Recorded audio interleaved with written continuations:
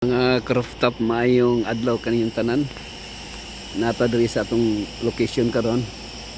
Mo ni siya ang nata sa Jordan country. Being believed na diri gibutang mo ni siya ang Mount Nebo, yung pinaka highest peak, no, mountain nga na diri ang location sa Jordan, country of Jordan sa Palestinian territory yata ni o Islamic territory. So makita na ito diri mga rooftop ang Moses journey, no? Mga sa Islamic Moses journey. So tanaw na ito diri mga rooftop.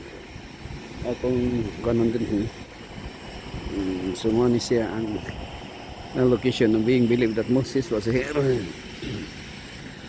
And according to the story, ang ilang journey gikan sa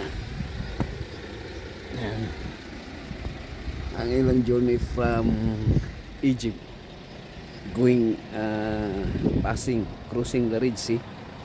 So it was believed that because of katong the people of Israel were complaining for water to drink, and then God commanded Moses and said, you just speak the rock, and the rock will flow water.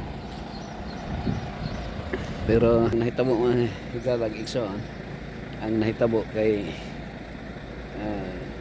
siguro medyo nainis o ino natin nagsuko si Moses during the time mahinungdan nga na iyahang struck ang water, ang rock nga nahimo siya nag-agas ang rock o nag-supply water, and because of God's being upset, nasuko ang Ginoo sa iya, was disappointed to him. So mo hinungdan nga diri ra siya kutob sa Mount Nebo, pali-ili lang yun siya sa area diri sa hindi asa na butang pali-ili siya nga makita kini nga area mga rooftop. Mo ni ang pinaka top view sa Mount Nebo, pinakataas.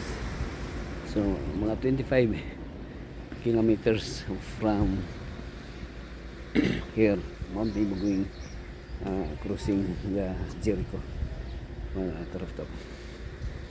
Okay, so kung kanon makita na ito doon yung palibot na gala station.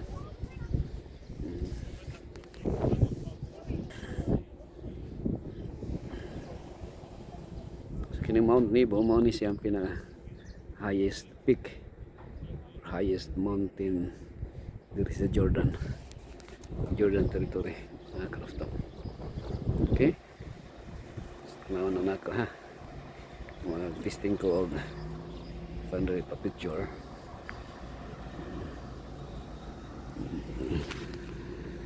Okay, nila ka ng location niya sa tourist destination.